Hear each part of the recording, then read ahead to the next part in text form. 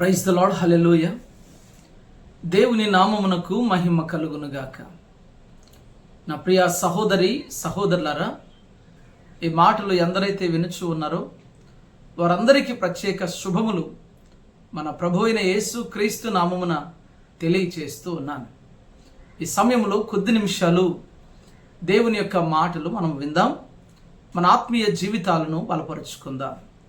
ప్రారంభ ప్రార్థనతో నేటి ధ్యానాన్ని మనం ప్రారంభించుకుందాం. ప్రార్థన. మికిలి ప్రేమ నమ్మకము గల మా ప్రియ పరలోకమందున్న మా తండ్రి, మా దేవ, మా రాజా, మా ప్రభువా, నాన్న మీకు వందనాలు చెల్లిస్తున్నాం. మీ వాక్యము ద్వారా సూటిగా తేటగా స్పష్టంగా మాతో మాట్లాడి మీ ఆత్మ బలముతో మమ్మల్ని నింపాలని యేసు నామమున అడుగుచూ ఉన్నాము తండ్రి, ఆమేన్. సమూయేలు మొదటి గ్రంథం 17వ అధ్యాయము నుండి ఒక చిన్నపాటి ఆత్మీయ సందేశాన్ని మనము విందాం. సమూయేలు మొదటి గ్రంథము 17వ అధ్యాయము 43వ వచన భాగాన్ని మనం చదువుకుందాం. ఫిలిస్తీయుడు కర్ర తీసుకుని, నీవు నా మీదకు వచ్చుచున్నావే, నేను కుక్కనా అని దావీదుతో చెప్పి తన దేవతల పేరిట దావీదును శపించెను. మనము ఈ 17వ అధ్యాయము ప్రారంభము నుండి జాగ్రత్తగా ఒక్కొక్క వచనాన్ని ధ్యానిస్తూ రాగలిగితే అక్కడ దావీదు గొల్యాతుతో చేసిన యుద్ధం మనకు కనిపిస్తుంది. దావీదు మనందరికీ తెలిసినటువంటి వ్యక్తి. పరిశుద్ధ బైబిల్ గ్రంథములో తనకంటూ ఒక విశిష్టమైనటువంటి స్థానాన్ని సంపాదించుకున్నాడు. దేవుని దృష్టికి ఆయన చాలా ఇష్టమైనటువంటి వాడు. ఆయన గురించి దేవుడు ఏమన్నాడంటే, ఈయన నా హృదయానుసారుడు అన్నాడు. అలాంటి దావీదు జీవితం నుండి ఎన్నో ఆత్మీయ పాఠాలు మనము నేర్చుకొనగలం. యేసుక్రీస్తు ప్రభుల వారు కూడా దావీదు కుమారుడు అని పిలిపించుకోవడానికి ఆయన ఇష్టపడ్డాడు. ఇక్కడ ఫిలిస్తీయులకు మరియు దేవుని ప్రజలైనటువంటి ఇశ్రాయేలులకు యుద్ధము జరుగుతూ ఉన్నటువంటి సందర్భం ఈ 17వ అధ్యాయంలో మనము చూస్తాము. యుద్ధాన్ని చూడడానికి లేక తన అన్నలను చూడడానికి దావీదు గారు యుద్ధ భూమిలోనికి వచ్చాడు. వచ్చినటువంటి దావీదు ఆ ఫిలిస్తీయుని చూసి, జీవము గల దేవుణ్ణి వాడు దూషిస్తున్నటువంటి విధానాన్ని చూసి దావీదు గారు ఆయన చెల్లించిపోయాడండి. ఎవరు ఇశ్రాయేలు పక్షాన ఫిలిస్తీన్తో యుద్ధము చేయడానికి వారు సాహసించటం లేనటువంటి సమయం అది. ఇశ్రాయేలీలలో చాలామంది సైనికులు ఉన్నారు. సైనికులు ఒక్కడంటే ఒక్కడు కూడా ఆ ఫిలిస్తీయుడైనటువంటి గొల్యాతు మీదకి యుద్ధానికి వెళ్ళడానికి సాహసం చేయడం లేదు. వాడు చూడడానికి చాలా భయంకరంగా ఉన్నాడు. 6 మూళ్ల జానడు వాడు. అంత భయంకరమైనటువంటి వ్యక్తి. వాడు వాడుతున్నటువంటి శిరస్థానము కానీ, వాడు వాడుతున్నటువంటి బళ్ళెము కానీ, ఈటి కానీ చాలా పెద్దవి. వాడిని చూడడానికే పైన అపీరియన్సే చాలా భయంకరంగా ఉంది. కాబట్టి నాయకుడైనటువంటి సౌలు కూడా తన మీదకు వెళ్ళడానికి భయపడుతున్నటువంటి సమయం అది. ఆ సమయంలో దావీదు గారు వచ్చాడు. దావీదు గారు వచ్చి ఆ ఫిలిస్తీన్ను చూశాడు. దావీదు గారు ఎంతవాడు? చాలా చిన్నవాడు.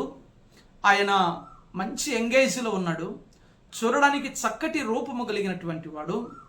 ఆ గొల్యాతును దావీదును పక్కన పెడితే దావీదు చాలా పిల్లవాడుగా ఉన్నాడు. గొల్యాతు ఏమో చాలా పెద్దవాడుగా, చూడడానికి బహుభయంకరంగా కనిపిస్తూ ఉన్నాడు.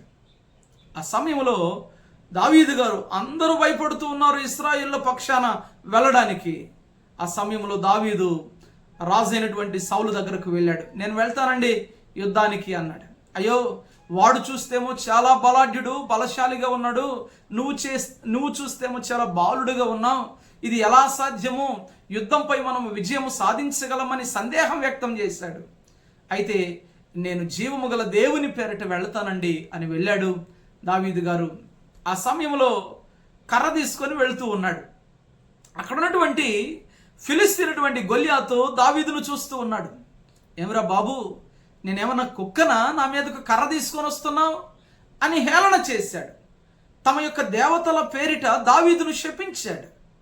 ప్రియ దేవుని బిడ్డలారా, దావీదు కర్ర తీసుకుని ఫిలిస్తీయుడైనటువంటి గొల్యాతు మీదకు వెళుతున్నటువంటి దృశ్యము చూస్తూ ఉన్నప్పుడు చాలా ఆశ్చర్యం కలిగిస్తుందండి. దావీదు గారు ఆయన ఏమి సూటు బూటు ఏమి వేసుకోలేదండి.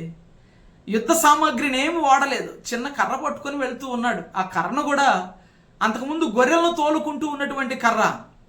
ఆ కర్రను చూసి ఫిలిస్తీయుడైనటువంటి గొల్యాతు హేళన చేస్తూ ఉన్నాడు. ప్రియ దేవుని బిడ్డరా, ఈరోజు మనము కూడా ఆత్మ సంబంధమైనటువంటి యుద్ధ భూమిలో ఉన్నాం. మన పోరాటము మనుషులతో కాదు, మన పోరాటము దుష్టుడైన సాతానుతో. వాడు ఎవరిని మింగుదనని గర్జించు సింహము వలె వాడు ఆధ్యాత్మికంగా ఎదుగుతున్నటువంటి వారిపై విరుచుకుపడుతున్నటువంటి దినాలలో మనం ఉన్నామండి.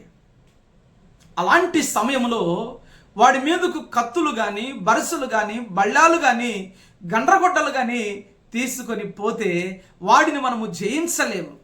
మరి ఏం తీసుకుని వెళ్ళాలి? ఇక్కడ నుంచి మనము నేర్చుకునేటువంటి విషయం ఏంటంటే, దావీదు ఏ రీతిగా ఆ దుష్టుని సంబంధి అయినటువంటి లేక ఫిలిస్తీయుడైనటువంటి గొల్యాతును జయించడానికి కర్రను తీసుకుని వెళ్తున్నాడో, ఈరోజు మనము వాడవలసినటువంటి కర్ర ఒకటి ఉందండి.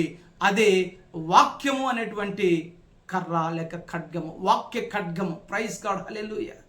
వాక్యం అనేటువంటి ఖడ్గాన్ని వాడితే దుష్టుణ్ణి మనము జయించగలం ఈజీగా. యేసుక్రీస్తు ప్రభుల వారు 40 రాత్రింబగళ్ళు అరణ్యములో ఆయన ఉపవాసం ఉంటూ ఉండగా ఆయన ఆకలిగొన్నాడు. ఆకలిగొన్న తరువాత దుష్టుడు ప్రభు అయిన యేసుక్రీస్తు దగ్గరకు వచ్చాడు. వచ్చి, అయ్యా, ఈ రాళ్లను రొట్టెలుగా చేసుకొని తినలేకపోయావా? బాగా ఆకలితో ఉన్నావు అని అన్నాడు. అప్పుడు ప్రభువు ఏమన్నాడంటే, వాక్యం అనేటువంటి ఖడ్గాన్ని ఉపయోగించాడు ఆయన. మనుషుడు రొట్టె వలన మాత్రము కాదు, కానీ దేవుని నోట నుండి వచ్చు ప్రతి మాట వలన జీవించును అన్నాడు. హల్లెలూయా. మనుషుడు రొట్టె వలన మాత్రము కాదు, దేవుని నోట నుండి వచ్చు ప్రతి మాట వలన జీవించును అని ప్రభు అయిన యేసుక్రీస్తు వారు వాక్యం అనే ఖడ్గాన్ని వాడాడు. ఎక్కడ వ్రాయబడి ఉంది? ధర్మశాస్త్రంలో ద్వితీయోపదేశ కాండములో వ్రాయబడినటువంటి ఆ మాటను వాడాడు. దుష్టునిపై విజయాన్ని సాధించాడు. ఈరోజు నా ప్రియ దేవుని బిడ్డరా, ఆకాశమండలమందున్న దురాత్మల సమూహములతో ఆత్మీయులమైనటువంటి దేవుని బిడ్డలమైనటువంటి మనము పోరాడుతూ ఉన్నాము కనుక వాడి మీదకు, అనగా దుష్టుని మీదకు కత్తులు కానీ, బరిసెలు కానీ, బళ్ళాలు కానీ, గండ్రగొడ్డలు కానీ పట్టుకొని వెళితే పని కాదు. వాక్యము అనేటువంటి ఖడ్గాన్ని మనం చేతపట్టుకొని వాడిపై విజయాన్ని సాధించగలమనేటువంటి విషయాన్ని తెలియచేస్తూ ఉన్నాను.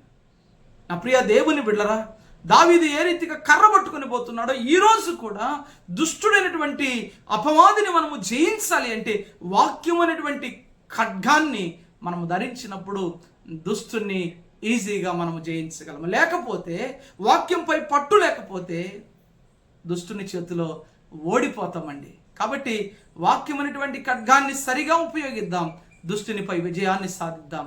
అట్టి కృప పరిశుద్ధాత్మ దేవుడు మనకు అనుగ్రహించి చెప్పబడిన మాటలు మనందరి హృదయములో ఫలింప చేయను గాక. ఆమేన్. ప్రార్థన చేద్దాం. మికిలి ప్రేమ నమ్మకము గల మా తండ్రి, నాన్న మీకు వందనాలయ్యా. చెప్పబడిన ప్రతి మాట అందరి హృదయములు ఫలింప చేయాలని, మీ మాటల ప్రకారము జీవించినట్లు సహాయపడాలని, దుష్టుని ఎలాగూ జయించగలము మీరు మాకు మీ దాసుని ద్వారా వివరముగా తెలియచేస్తున్నందుకు మీకు వందనాలు చెల్లిస్తూ యేసు నామమున వేడుచున్నాము తండ్రి. ఆమేన్.